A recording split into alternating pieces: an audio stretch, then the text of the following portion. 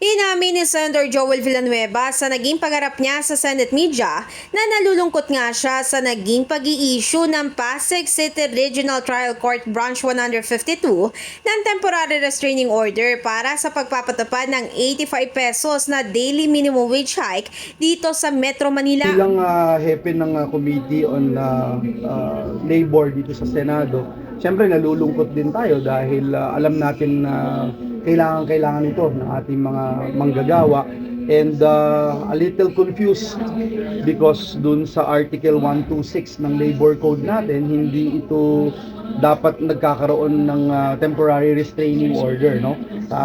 I am more than willing to be corrected kung mali ako dyan, but yun yung pagkakaintindi ko. So it's also a confusing decision for me personally, but of course at the end of the day we will respect the ruling of the court. Ayon naman kay Senator Raffy Tulfo, hindi raw katanggap-tanggap ang naging hakbang na ito ng korte dahil malinaw na nakasaad sa Article 126 ng Labor Code na walang hukuman, tribunal o iba pang kinaukulang otoridad ang pwedeng maglabas ng preliminary injunction, permanent injunction o DKITRO laban nga sa anumang pagdinig, hakbang o proseso ng mga regional wage boards. Anya kung may apelaman ay dapat daw itong idinadaan sa tamang proseso at kinaukulang ahensya ng National Wages and Productivity Commission. Gate ni Tulfo, kakarampot na nga lang daw ang wage increase ay ipinagkait pa ito sa mga manggagawang Pilipino. Pareho naman din ang sentimiento ni Senadora Risa Hontiveros tungkol dito. Anya, nagtatrabaho at nagsisikap naman daw ang bawat mamayang Pilipino sa pang-araw-araw, kaya hindi dapat ganito ang kanilang buhay kung saan mas kaunti ang natitira sa sweldo at mas marami ang kailangang bayaran.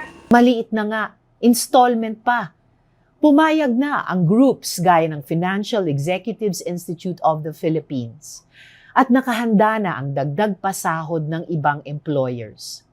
Kaya di dapat mawala ang umento sa sahod dahil lang may humarang dito sa korte.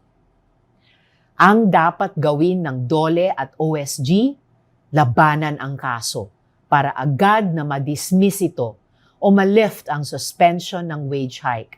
Samantala, kasabay nga ng dagdag sahod ay sinusulong ng senadora na may baba ang singil sa kuryente nang sa gayon daw ay mas mabawasan ang pasanin ng pamilyang Pilipino. In the heart of changing lives, ako si Brigada Ann Cortas ng 105.1 Brigada News FM Manila, the Music News Authority.